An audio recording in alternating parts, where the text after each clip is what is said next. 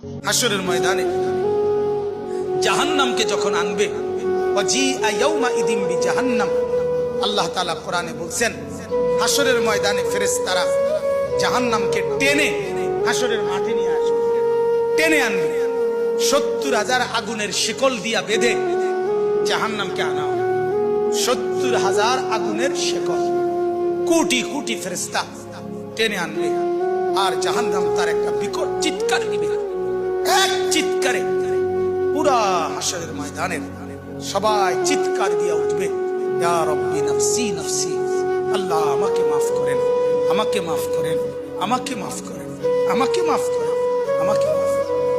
আদম থেকে ঈসা নবী ওনারা বলবেন, ফেরেশতারা বলবেন, জিনরা বলবেন, আম্বিয়ারা বলবেন, ইয়া রাব্বি নাফসি নাফসি, আল্লাহ আমাকে বাঁচান, আমাকে বাঁচান, আমাকে বাঁচান, আমাকে বাঁচান।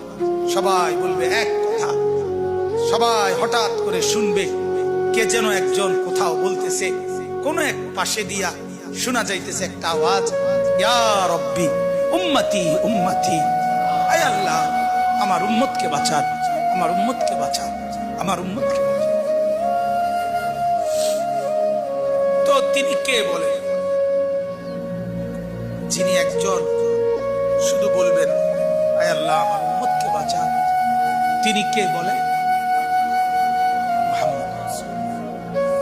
জীবন ভর যিনি ভাবলেন উম্মতকে নিয়ে, কবরে যাওয়ার দিনও ভাবলেন, কবর থেকে উঠবার দিনও ভাবলেন,